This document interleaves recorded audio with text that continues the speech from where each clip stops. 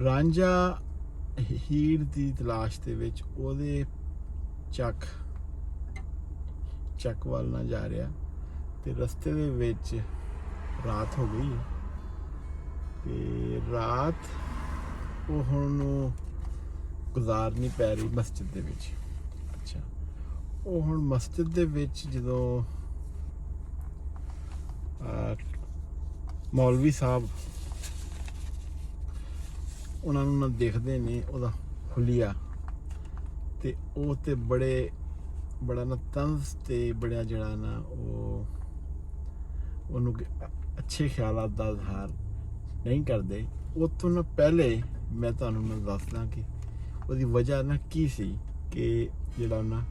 ਜਿੱਦਾਂ ਹੀ ਰਾਂਝਾ ਮਸਜਿਦ 'ਚ ਦਾਖਲ ਹੋਇਆ ਤੇ ਉਹ ਮੌਲਵੀ ਨੇ ਉਹਨੂੰ ਜਾਂ ਮੌਲਾ ਨੇ ਉਹਨੂੰ ਨਾ ਕਿਉਂ ਨਾਪਸੰਦੀਦਾ ਕੀਤਾ। ਉਹਦੀ ਵਜ੍ਹਾ ਆ ਸੀਗੀ ਕਿ ਰਾਂਝਾ ਜਿਹੜਾ ਸੀ ਨਾ ਉਹਦੇ ਵਾਲ ਵੱਡੇ ਵੱਡੇ, ਉਂਗਲੀਆਂ ਦੇ ਵਿੱਚ ਉਹਦੇ ਆਪਣਾ ਮੁੰਦੀਆਂ, ਕੱਪੜੇ ਉਹਦੇ ਜਿਹੜੇ ਸੀ ਆਪਣਾ ਇੰਤਹਾਈ ਜਿਹੜੇ ਨਾ ਰੰਗੀਲੇ, ਤੇ ਉਹਦਾ ਜਿਹੜਾ ਰਹਿਣ ਸਹਿਣ ਸੀ ਉਹ ਕੋਈ ਜਿਹੜਾ ਨਾ ਬੜਾ ਹੀ ਸ਼ਹਿਜ਼ਾਦਿਆਂ ਵਾਲਾ ਸੀ। ਤੇ ਉਹ ਹੁਣ ਤੁਹਾਨੂੰ ਮੈਂ ਉਹ ਪੇਸ਼ ਕਰਦਾ ਕਿ ਉਹਦੀ ਵਜ੍ਹਾ ਕੀ ਸੀ ਕਿ ਉਹ ਜਿਹੜਾ ਆਪਣਾ ਮੁੱਲਾ ਉਹਨਾਂ ਨੇ ਰਾਂਝੇ ਨੂੰ ਜਿੱਦਾਂ ਮਸਜਿਦ ਦਾਖਲ ਹੋਇਆ ਤੇ ਉਹ ਗੱਲਾਂ ਕੀਤੀਆਂ, ਉਹਦੀ ਵਜ੍ਹਾ ਨਾ ਕੀ ਸੀਗਾ। ਅੱਛਾ, ਆ ਹੁਣ ਸੁਣਨਾ ਤੁਸੀਂ ਕਿ ਤਖਤ ਹਜ਼ਾਰਾ ਉਹ ਜਗ੍ਹਾ ਸੀ ਕਿ ਜਿੱਥੇ ਰਾਂਝਾ ਰਹਿੰਦਾ ਹੁੰਦਾ ਸੀ। ਤੇ ਆ ਹਜ਼ਰਤ ਵਾਰਿਸ ਸ਼ਾਹ ਨੇ ਦੱਸਿਆ ਕਿ ਤਖਤ ਹਜ਼ਾਰੇ ਦੇ ਵਿੱਚ ਰਾਂਝਾ ਰਹਿੰਦਾ ਸੀ ਤੇ ਉਹਦਾ ਜਿਹੜਾ ਨਾ ਆਪਣਾ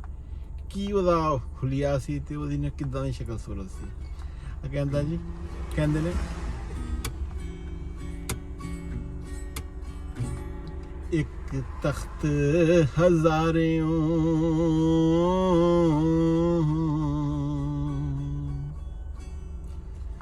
ਗੱਲ ਕੀਜੇ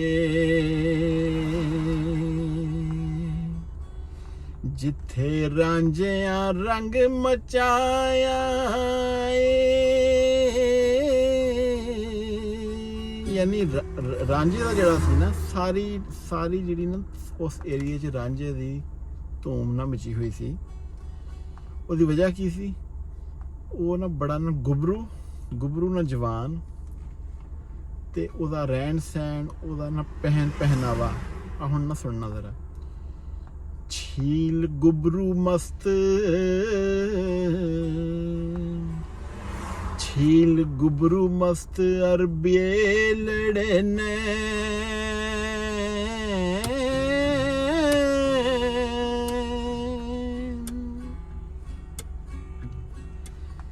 ਸੰਦਰਾ ਕਿਥੀ ਇੱਕ ਸਵਾਇਆ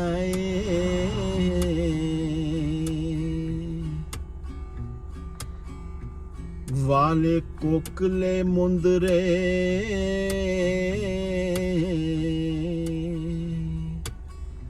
ਮੁਝ ਲੁੰਗੀ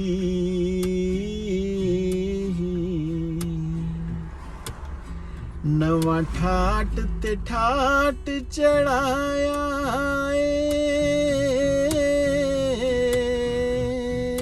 ਯਾਨੀ ਉਹਦੀ ਜਿਹੜੀ ਪਾਉਂਦਾ ਸੀ ਨਾ ਆਪਣਾ ਨਾ ਧੋਤੀ ਉਹਦੀ ਨਾ ਜਾਂ ਆਪਣਾ ਨਾ ਲੁੰਗੀ, ਉਹ ਕੋਈ ਆਮ ਨਹੀਂ, ਬੜੀ ਹੀ ਖੂਬਸੂਰਤ। ਤੇ ਉਹ ਜਿਹੜਾ ਨਾ ਆਪਣਾ ਉਹਦੇ ਮੁੰਦੀਆਂ ਇਸਤੇਮਾਲ ਕਰਦਾ ਸੀ, ਮੁੰਦੀਆਂ ਹੱਥ 'ਚ ਪਾਈਆਂ ਹੁੰਦੀਆਂ ਸੀ। ਤੇ ਆਖਰ 'ਚ ਵਾਰਿਸ ਸ਼ਾਹ ਫਰਮਾਉਂਦੇ ਨੇ ਕਿ ਸਿਫਤ ਹਜ਼ਾਰੇ ਦੀ, ਯਾਨੀ ਕਿ ਉਹ ਤਖਤ ਹਜ਼ਾਰਾ ਜਿੱਥੇ ਰਾਂਝਾ ਰਹਿੰਦਾ ਸੀ ਨਾ ਉਹਦੀ ਗੱਲ ਹੋ ਰਹੀ ਕਿ ਸਿਫਤ ਹਜ਼ਾਰੇ ਦੀ ਆਖ ਸਕਾਂ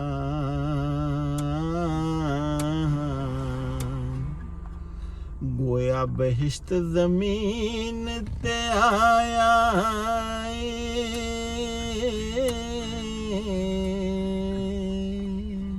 ਅੱਛਾ।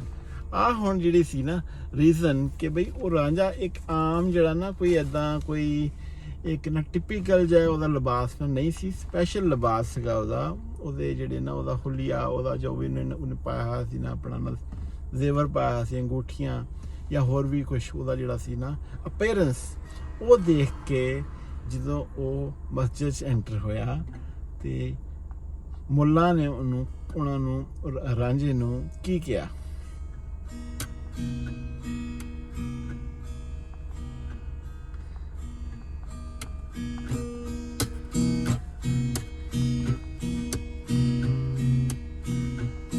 ਮੁੱਲਾ ਆਖਿਆ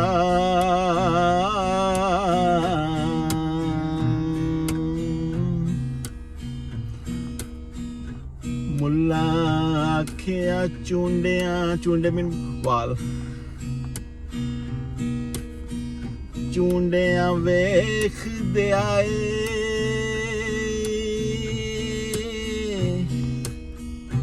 ਮੁੱਲਾ ਆਖਿਆ ਚੁੰਡਿਆਂ ਵੇਖਦੇ ਆਈ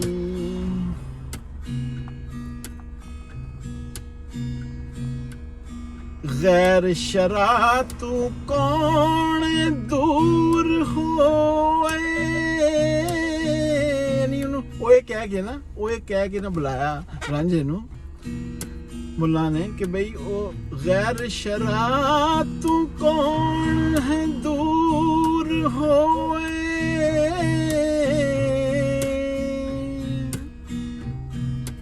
ਇੱਥੇ ਲੁੱਚਿਆਂ ਦੀ ਕੋਈ ਥਾਂ ਨਹੀਂ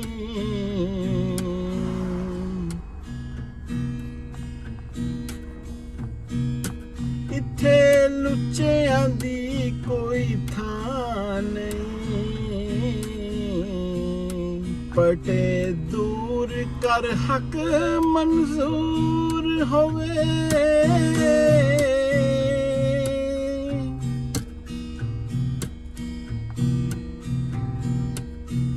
ਐਨੁਲ ਹੱਕ ਕਹਾਵਣਾ ਕਿਬਰ ਕਰਕੇ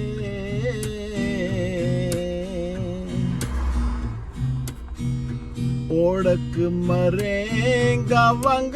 मंसूर होए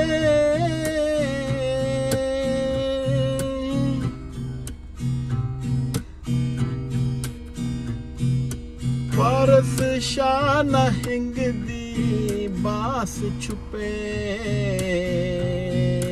पावे रस मसी विच काफूर होवे